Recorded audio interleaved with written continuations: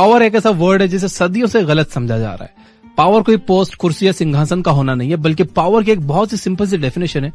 Power यानी वो हथियार जिसकी मदद से आप किसी से अपना काम करवा सकते हो, चाहे आप किसी को इन्फ्लुएंस करके अपनी बात मनवाओ या किसी को डरा कर। दोनों ही सूरतों में आपने पावर का इस्तेमाल किया है। एक देश चलाने से लेकर घर चलाने तक हर ह्यूमन इंटरेक्शन में पावर का इस्तेमाल होता है। अगर आप हर जगह एक कंप्लीट विन विन सिचुएशन चाहते हो तो आपको पावर की पूरी समझ होना बहुत जरूरी है। तो आज की इस वीडियो में हम 16 साइकोलॉजिकल लॉज ऑफ पावर देखेंगे और इसमें हमारी मदद करेगी रॉबर्ट ग्रीन की बेस्ट सेलिंग किताब द 48 लॉज ऑफ पावर। तो चलिए शुरू करते हैं। Number 1, let your absence feel. अपनी कमी का एहसास करवाओ। सुरेश फैक्ट्री में मन लगाकर काम करता था क्योंकि उसके मेंटर ने कहा था कि हार्ड वर्क पेज ऑफ, लेकिन उसका प्रमोशन तब भी नहीं हुआ, ना ही कोई स्पेशल हाइक मिला, जबकि फैक्ट्री के काम का सारा ट्रबल शूट वही करता था। यानी अगर वो ना हो तो बहुत परेशानी हो सकती थी। वो हार के अपने मेंटर के पास गया और मेंटर ने उससे कहा कि तुम ये तो जानते हो कि हार्ड वर्क का फल जरूर मिलता है, लेकिन ये नहीं समझते कि वो फल तभी मिलता है जब आपका हार्ड वर्क किसी को दिखे। जाओ कुछ दिन की छुट्टी ले लो, फिर देखो। उसने ऐसा ही किया। उसके एब्सेंस में सबको रियलाइज हुआ कि सुरेश कितना काम करता था। उसको कंपनी की तरफ से तुरंत प्रमोशन और हाइक दोनों मिला। चाहे आपका घर हो, सोसाइटी हो या आपका वर्क प्लेस, अगर आप लोगों को अपनी वैल्यू का एहसास करवाना चाहते हो तो अपनी एब्सेंस फील करवाओ। Number 2, stand about the crowd. भीड़ में अलग दिखो। आप भी लेट नाइट्स करते हो, टारगेट्स भी पूरे करते हो, तो क्या वजह है कि आपके कलीग को प्रमोशन मिल गया और आपको नहीं? क्योंकि उसका काम बॉस को दिखा और आपका नहीं दिखा। पावर और सक्सेस पाने के लिए जितना जरूरी अच्छा काम करना है, उतना ही जरूरी अपने काम को एक्नॉलेज करवाना भी है। ऐसे में बहुत जरूरी है कि आप भीड़ से अलग दिखो। हिंदी में एक मशहूर कहावत है कि जंगल में मोर नाचा किसने देखा। यानी आप अकेले में कितनी भी मेहनत करते रहो, कोई फायदा नहीं है। अपने काम को एक्नॉलेज करवाने के 2 टिप्स मैं आपको देता हूँ। पहला, अपने गेस्चर, काम करने के तरीके और बातों के अंदाज में ऐसे चेंजेस लाओ कि लोग आपको नोटिस करें। और दूसरा कि आपने जो भी काम किया है, जब मौका मिले उसे डिस्कस करो, उसे गिनवाओ, ताकि सबको पता चले कि आपने क्या क्या किया है। अपने किए गए काम का प्रचार करने में कभी भी शर्माओ मत। Number 3, conceal your intentions. अपने इरादे किसी के सामने जाहिर ना करो। अंग्रेज हमारे देश में बिजनेस करने आए थे और राज करने लगे। सोचिए अगर उनके इंटेंशंस उस समय के लोगों को पहले से पता होते तो क्या हम सैकड़ों सालों तक गुलामी की जंजीरों में जकड़े हुए होते? शायद नहीं। जब तक किसी को आपके इंटेंशंस नहीं पता, तब तक डीलिंग पावर आपके हाथ में होती है। अपनी डेली लाइफ में कई बार हम इस बात को रियलाइज नहीं करते और घाटा खा जाते हैं। जैसे आप कार खरीदने गए, आपको कार बहुत पसंद आई और आपने उसे लेने का मन बना लिया। अब 2 सिचुएशन हो सकती है। पहली, आपने एक्साइटमेंट में सेल्समैन को यह शो कर दिया कि आप उसे खरीदने के लिए कितने डेस्परेट हो, आपको कितनी ज्यादा वो कार पसंद आई है। ऐसे में सेल्समैन इसका एडवांटेज ले सकता है और हो सकता है कि वो प्राइस बढ़ा दे या आपको कोई अच्छा डिस्काउंट ना दे। दूसरी सिचुएशन ये है कि आपने सस्पेंस बरकरार रखा है, आपने ये रिवील नहीं किया कि आपको कार कितनी ज्यादा पसंद आई है। इस बार डीलिंग पावर आपके हाथ में रहेगी और डील क्रैक करने के लिए वो आपको मैक्सिमम पॉसिबल डिस्काउंट देगा। अगर आप डीलिंग पावर अपने हाथ में रखना चाहते हो तो लोगों को अपने प्लान के बारे में बस उतना ही बताओ जितने में उनका इंटरेस्ट बना रहे। अपने रियल इंटेंशन को कभी भी किसी के सामने जाहिर मत करो। जब सामने वाले को पता ही नहीं होगा कि आप क्या करने वाले हो तो वो अपने लिए डिफेंस प्रिपेयर कर ही नहीं पाएगा। लड़ाई हो या मार्केट हो या खेल, ओपोनेंट को सरप्राइज करके जीतना आसान हो जाता है और मजा भी आता है। Number 4, mind your words, always say less than necessary. Year 1825 में जार निकोलस फर्स्ट रूस के नए रूलर बने। उनके गद्दी पर बैठते ही देश में विद्रोह भड़क गया और लोग गवर्नमेंट की पॉलिसीज के खिलाफ हो गए। उस समय के प्रोमिनेंट लीडर और इंटरनेशनली अक्लाइम पोएट कोंद्रातिव रिलेव को सैनिकों ने पकड़ लिया और उन्हें फांसी की सजा सुनाई गई। जैसे ही उन्हें लटकाया गया, रस्सी टूट गई और कोंद्रातिव रिलेव जमीन पर गिर गए। उन दिनों ऐसे इंसिडेंट्स को ईश्वर की मर्जी समझकर अपराधी को माफ कर दिया जाता था। जैसे ही रस्सी टूटी, रिलेव भीड़ की तरफ भागे और उन्होंने कहा कि देखा हमारा देश कितना पिछड़ा है, रशियंस एक ढंग की रस्सी तक नहीं बना सकते। जब यह बात जार निकोलस को पता चली तो उन्होंने उसके माफीनामे के आदेश को फाड़ दिया और अगले दिन ठीक उसी समय उसे दोबारा फांसी लगाई गई और इस बार रस्सी नहीं टूटी। तो देखा आपने कैसे बड़बोलापन किसी की जान तक ले सकता है। उस टाइम अगर रिलेव चुप रह जाता तो उसे माफ कर दिया जाता और वो बाहर निकलकर दोबारा अपने मूवमेंट को आगे बढ़ा सकता था। आमतौर पर हम सबके साथ ऐसा होता है। भावनाओं में बहकर कभी खुशी में तो कभी गम में हम कई ऐसी बातें कह जाते हैं जिससे हमें आगे जाकर प्रॉब्लम्स फेस करना पड़ती हैं। इसके अलावा आप जितना कम बोलोगे, आपके वर्ड्स की कीमत उतनी ज्यादा बढ़ेगी। कई लोग बातों बातों में कुछ सीक्रेट रिवील कर देते हैं या ऐसे कमिटमेंट्स कर देते हैं जिन्हें वो पूरा नहीं कर सकते और बाद में पछताते हैं। इसलिए जब जरूरत हो तभी बोलो और सोच समझ कर बोलो, ताकि आपकी एक एक बात में वजन हो, तभी लोग आपको सीरियसली लेंगे। नंबर 6, एक्शन से जीतो, आर्गुमेंट से नहीं। जूलियस सीजर 14 ने अपने इंजीनियर को बुलाया और कहा कि वो अपने नेवी में नई शिप इंट्रोड्यूस करवाना चाहते हैं। साथ ही उन्होंने इस शिप से जुड़ी अपनी एक्सपेक्टेशंस भी उसे बताई। इंजीनियर को उनकी एक्सपेक्टेशंस अनरियलिस्टिक लगी और वो उनसे आर्गुमेंट करने लगा। घंटों चले आर्गुमेंट के बाद राजा इतने गुस्से में आ गया कि इंजीनियर को 1 साल की कैद की सजा सुना दी। कितना अच्छा होता अगर वो सीधे काम पर लग जाता और अपने एक्शंस के जरिए अपनी बात प्रेजेंट करता। आप चाहो तो किसी भी बात पर घंटों आर्गुमेंट कर सकते हो या फिर सीधे अपने एक्शन से अपना पॉइंट प्रूव कर सकते हो। आर्गुमेंट में जीत हासिल करके हो सकता है कि आपके दिल को तसल्ली मिल जाए, पर असल में आर्गुमेंट जीतने से किसी को कुछ हासिल नहीं होता। उल्टा इससे आपके रिश्ते और रेपुटेशन खराब होते हैं। तो फैसला आपका है, आर्गुमेंट में पढ़कर सब कुछ खोना चाहते हो या इसे अवॉइड करके अपने एक्शन से अपना पॉइंट प्रूव करना चाहते हो। नंबर 6, दोस्तों से ज्यादा दुश्मनों पर भरोसा रखो। इतिहास गवाह है कि हर बार पीठ में छुरा अपनों ने ही मारा है। वो इंसान जिस पर हम आंखें बंद करके भरोसा करते हैं, एक दिन वही हमारे डाउनफॉल का कारण बनता है। इसलिए रॉबर्ट ग्रीन कहते हैं कि जब बात किसी रिस्पॉन्सिबिलिटी की आए तो दोस्तों से ज्यादा अनजान या आपके पुराने दुश्मन रह चुके लोगों को देने में समझदारी है। ऐसा क्यों?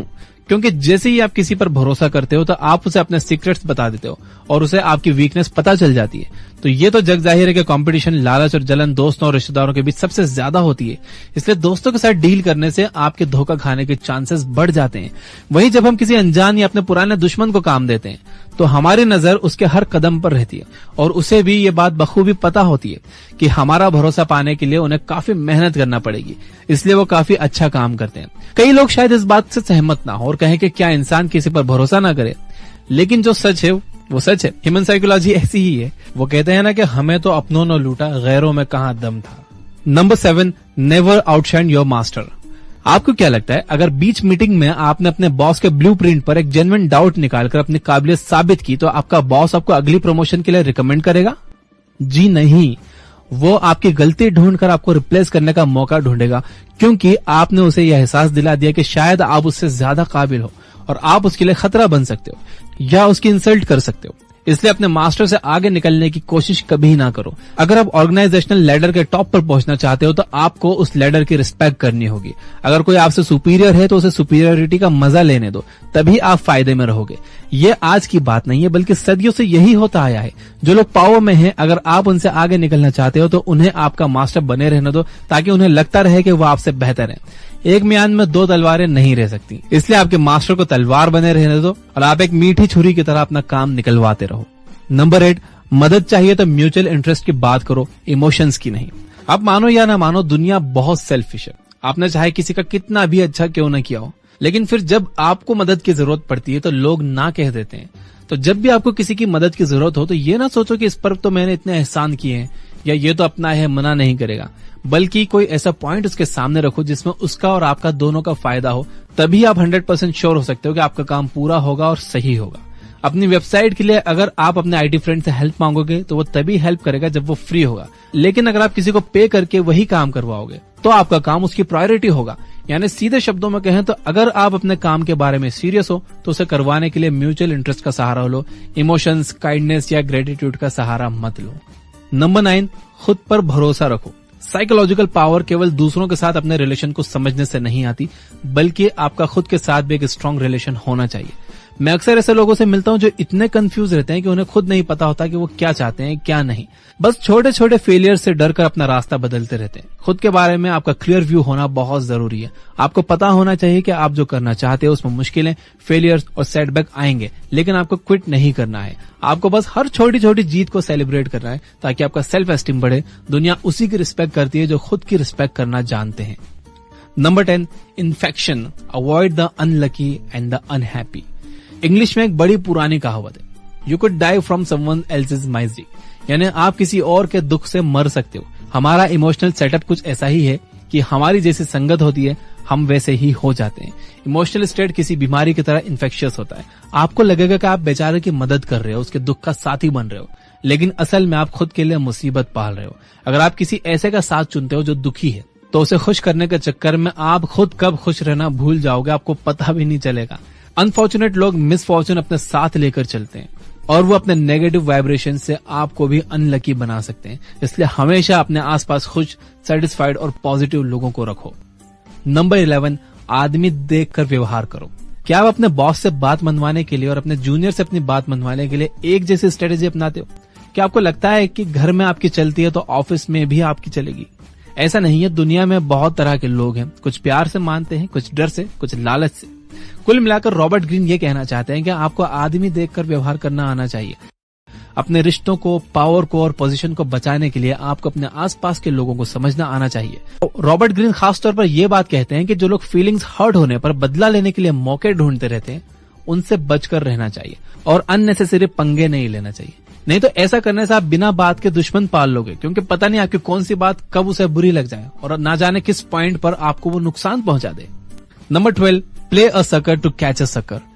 आप कितने स्मार्ट हो? क्या आप इतने स्मार्ट हो कि आप जानबूझकर बेवकूफ बन सको? वो कहते हैं ना कि मुसीबत में गधे को भी बाप बनाना पड़ता है। तो अगर आपका सामना किसी बेवकूफ से पड़ा है लेकिन उसके पास आपका काम निकलवाने की पावर है, तो उसे अपनी स्मार्टनेस दिखाने के बजाय ये समझने दो कि वो आपसे ज्यादा स्मार्ट है और देखो आपका काम कैसे स्मूथली हो जाता है। इसी तरह अगर आप अपने कॉम्पिटिटर के सामने इनकॉम्पिटेंट एक्ट करोगे तो वो आपको हल्के में लेने लगेगा। रॉबर्ट ग्रीन कहते हैं कि जैसे ही आपने अपने सामने वाले को यकीन दिला दिया कि वो आपसे ज्यादा स्मार्ट है, वैसे ही आपकी जीत पक्की है। Number 13, calculated value. वैसे तो आपको खर्चे सोच समझ कर करने चाहिए, लेकिन कुछ चीजें इतनी अनमोल होती हैं कि आप अपनी सारी दौलत भी उस पर लुटा दो तो कम है। ऐसी एक चीज है नाम और रेपुटेशन। इतना बड़ा शेयर मार्केट, बड़ी बड़ी कंट्रीज की इकोनॉमी, सब रेपुटेशन का खेल है। अगर आपकी रेपुटेशन अच्छी नहीं है तो आपकी मेहनत और कामयाबी अननोटिस्ड चले जाएगी और कोई आपकी बात नहीं सुनेगा, आप पर भरोसा नहीं करेगा। वहीं अगर आपकी रेपुटेशन है तो लोग खुद ब खुद आपको फॉलो करेंगे। किसी लोकल शॉप की 500 की टी शर्ट भी आपको महंगी लगती है और आप डिस्काउंट ढूंढते हो, वहीं लेविस की टी शर्ट के लिए आप 2000 भी खर्च करने के लिए तैयार हो जाओगे, क्योंकि उस ब्रांड का मार्केट में नाम है। तो पहले अपना नाम बनाओ, पैसे तो खुद ब खुद बन जाएंगे। Number 14, be royal in your own fashion. कहते हैं कि आपको दूसरों के साथ वैसा ही व्यवहार करना चाहिए जैसा आप खुद के लिए चाहते हो। रॉबर्ट ग्रीन इसे एक कदम और आगे लेकर गए। वो कहते हैं कि आप खुद को ऐसा ट्रीट करो जैसा आप चाहते हो कि दूसरे आपको करें। अगर आप रूम में कॉन्फिडेंस के साथ एंटर करोगे तो लोग आपकी गलत बात को भी सही मान लेंगे। वहीं अगर आप सही होते हुए भी नर्वस रहोगे तो लोग आपकी बात सुनने से पहले 100 बार सोचेंगे। इसलिए इस तरह से काम करो जैसे आप कोई किंग या क्वीन हो। आपके हर एक्शन में रॉयल्टी झलकनी चाहिए। ऐसे में जो भी आपसे मिलेगा आपसे उसी अदब के साथ पेश आएगा। आमतौर पर हम सिंपल और डाउन टू अर्थ रहने की बात करते हैं, लेकिन कई बार इस चक्कर में हम इतना झुक जाते हैं कि लोग हमें फॉर ग्रांटेड लेने लगते हैं। ये वीडियो इसलिए अपने आप को सिंपल नहीं बल्कि रॉयल बनाओ। Number 15, avoid stepping in great men's shoes. आपका बॉस आपका मेंटर था, ऑफिस में सब उसे मानते थे, उसने कई मुश्किल प्रोजेक्ट सक्सेसफुली हैंडल किए थे। आज फाइनली वो रिटायर हो गया और आपको वो कुर्सी मिल गई जहां आप बरसों से बैठना चाहते थे। लेकिन क्या आपको पता है कि आपके लिए सबसे मुश्किल क्या होगा? आपको हर बात में अपने बॉस से कंपेयर किया जाएगा। खुद को सक्सेसफुल दिखाने के लिए आपको काफी ज्यादा मेहनत करनी होगी, वरना आपको कोई याद नहीं रखेगा। वहीं अगर आप किसी ऐसे इंसान के बाद कुर्सी पर बैठते हो जिसने बहुत से फेलियर का सामना किया, तो आपकी थोड़ी सी भी अचीवमेंट बहुत ज्यादा शाइन करती है। पृथ्वीराज चौहान और महाराणा प्रताप को सभी जानते हैं, लेकिन उनके बच्चों को कौन जानता है? हो सकता है कि वो सब भी एक महान राजा रहे हों, लेकिन उनके पिता एक लेजेंड थे जिनकी कहानियों के पीछे उनके बच्चों की सक्सेस छुप गई। इसलिए अगर आप कम मेहनत में ज्यादा शाइन करना चाहते हो तो हमेशा ऐसे ऑप्शंस चूज करो जहां कंपटीशन कम हो, ताकि आप किसी ग्रेट मैन के शूज में पैर रखने से बच जाओ। नंबर 16, गुस्से को खुद पर हावी मत होने दो, इसका इस्तेमाल करो। किसी को कमजोर करने का सबसे आसान तरीका पता है आपको? उसे गुस्सा दिलाना। गुस्से में अक्सर इंसान अपने सोचने समझने की ताकत खो देता है, उसके एक्शंस इंपल्सिव हो जाते हैं। अगर आपको छोटी छोटी बातों पर गुस्सा आता है तो आपको लाइफ में इसका काफी खामियाजा भुगतना पड़ सकता है। अगर किसी ने भी ये अंदाजा लगा लिया, उसे ये पता चल गया कि आपको किन बातों पर गुस्सा आता है, तो बड़ी आसानी से वो आपकी नब्ज पकड़ लेंगे और आपको गुस्सा दिलाकर आपका ध्यान भटका देंगे, आपको कमजोर कर देंगे। इसलिए गुस्से जैसे स्ट्रांग इमोशन को अपने सक्सेस के रास्ते में मत आने दो। अगर किसी ने आपके साथ कुछ बुरा किया हो तो भी गुस्सा जाहिर करने की जगह शांति से काम लो और समय आने पर उसे अपने तरीके से जवाब दो। तो दोस्तों, ये तो साइकोलॉजिकल पावर पाने के 16 ऐसे लॉज जिनसे हर सिचुएशन में जीत आपकी होगी। इनमें से कई शायद आपको थोड़े अजीब और ब्रूटल लगे, लेकिन सच यही है।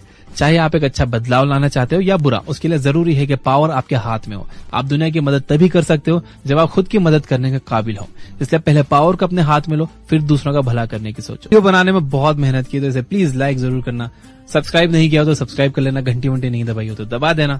मैं आपको एक बायोग्राफी सजेस्ट करना चाहता हूँ, beyond the last blue mountain by RM Lala. 1.5 घंटे की ये बायोग्राफी आप ये बुक ऐप पर सुन सकते हो। इसमें आप देखोगे JRD टाटा कैसे लोगों से मिलते थे, वो कैसे अपना काम करवाते थे, कैसे उनकी जिंदगी थी। JRD टाटा समाज के ऐसे जिम्मेदार और जागरूक नागरिक थे जिन्होंने बिना किसी निजी स्वार्थ के हमेशा समाज का भला सोचा और उसके लिए उन्होंने अपनी भरपूर कोशिशें जारी रखी। इस महान हस्ती ने हमेशा पूरी दुनिया को इंस्पायर किया है। उन्होंने अपने विजन, नॉलेज, कड़ी मेहनत और हौसले से भारत में इंडस्ट्रीज के डेवलपमेंट में बहुत बड़ा कंट्रीब्यूशन दिया और देश को बहुत सी फील्ड में आत्मनिर्भर बनाने के गौरवशाली इतिहास में उनका बहुत बड़ा हाथ रहा है। ऐसे महान लोगों के बारे में हर भारतवासी को जरूर जानना चाहिए और देश के लिए किए गए उनके शानदार और यादगार कामों पर गर्व करना चाहिए। तो ये बुक ऐप पर ये बायोग्राफी सुनना बिल्कुल मत भूलना। मैं देख रहा हूँ कुछ और ऐप्स हैं जो कि 1000 रुपए से भी ज्यादा चार्ज करते हैं उनकी प्रीमियम मेंबरशिप के लिए, जहां पर इतनी सारी बुक समरीज भी नहीं है।